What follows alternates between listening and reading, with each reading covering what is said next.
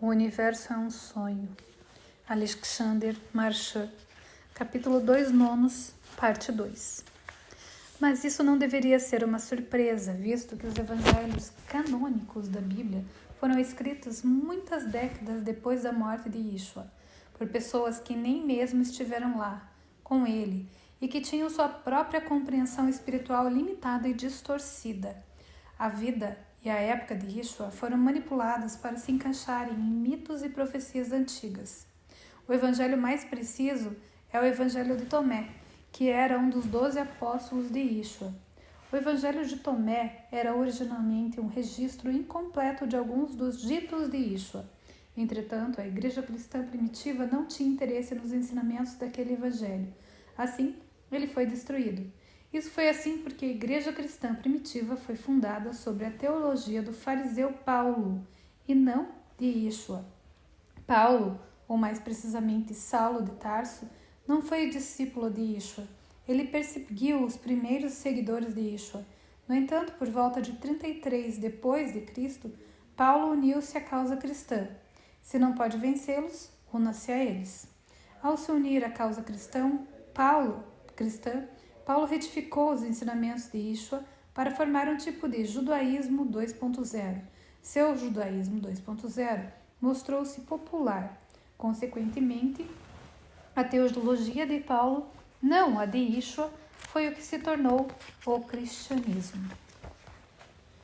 Nós só sabemos da existência do Evangelho de Tomé porque hoje uma cópia modificada dele foi descoberta enterrada em um vaso selado em Nag Hammadi, Egito, em 1945. A cópia do Evangelho de Tomé de Nag Hammadi contém alguns ditos extras que Yeshua não disse realmente e que Tomé, na verdade, não escreveu. Entretanto, a cópia do Evangelho de Tomé de Nag Hammadi ainda é o registro histórico mais preciso do que Yeshua realmente disse e ensinou. Mas já falamos o suficiente sobre esse assunto. Alongar-se sobre a duvidosa e distorcida história das religiões é apenas um meio de continuar adormecido. É religulous. O fato é que quanto mais se afasta de mim sua fonte original, mais distorcido se torna. Isso não é um lápis, é um desenho representativo.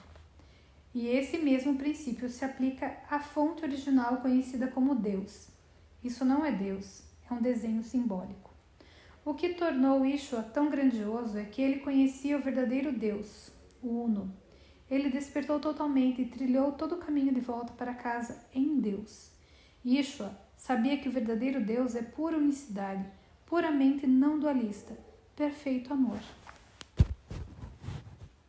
A grande verdade é que Deus é, e que nada separado de Deus é real, ele só é. E essa verdade é a fundação sobre a qual podemos entender o que é este universo de sonhos. Esse universo é uma tentativa de fazer algo separado de Deus. Mas a ideia de algo separado de Deus é antagônica a Deus, porque ele é pura unicidade. Assim, em última instância, qualquer coisa separada de Deus é irreal e, no máximo, um sonho temporário. Daí tem o desenho, Deus separado e o irreal. É isto que é este universo, um sonho de separação de Deus. É um sonho de ser um indivíduo separado, especial, como o filho pródigo. Adiós, papi.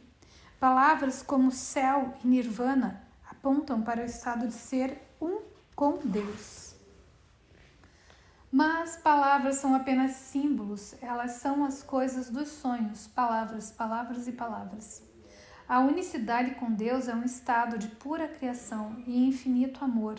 Na unicidade não existem opostos como masculino e feminino, escuridão e luz. A unicidade é sem forma e eterna.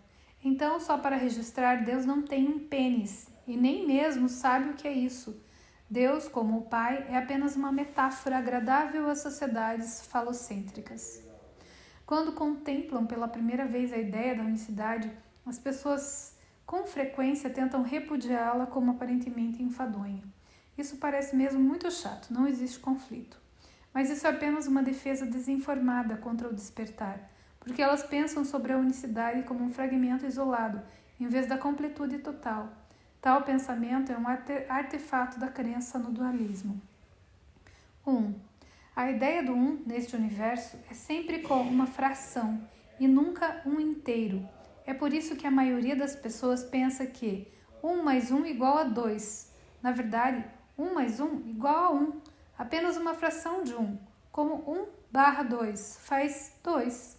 1 mais 1 igual a 1. Todas as coisas neste sonho são símbolos de frações. São todas frações de frações.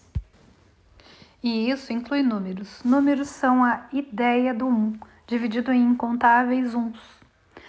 As frações representam um reino entre o 0 e o 1, ou, em outras palavras, entre o esquecimento e a completude.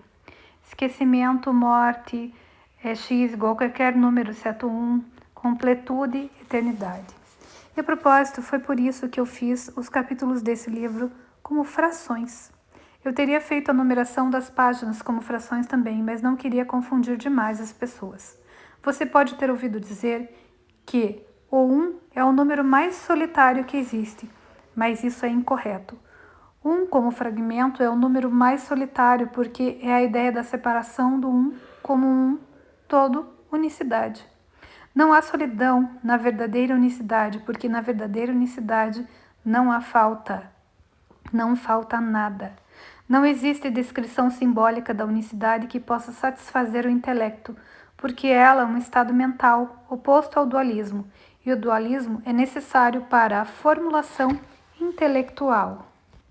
Nesse sentido, a unicidade é a única coisa que pode ser verdadeiramente conhecida. Tudo mais é conhecimento ilusório. Existem coisas nesse sonho que são reminiscências do estado de unicidade com Deus, como relacionamentos amorosos e beleza, mas elas são apenas comparações extremamente débeis. Na melhor das hipóteses, são apenas símbolos frágeis que tentam substituir a verdade. Deus é a unicidade, e a unicidade está além de todos os símbolos, além de todas as frações. É por isso que você não deveria tentar fazer imagens de Deus. Você vai acabar transformando Deus em uma fração, em vez de perfeita completude. Você vai acabar transformando-o em uma ilusão. O Deus personificado, Deus como um super-homem poderoso. O Deus panteísta, Deus como a beleza da natureza. O Deus substituto, Deus como algo encontrado no mundo. O símbolo não é a experiência. No entanto, símbolos podem apontar a saída deste sonho em direção à experiência. Se não houvesse saída desse sonho, ele seria real. Felizmente, isso é tão impossível quanto este sonho em si mesmo.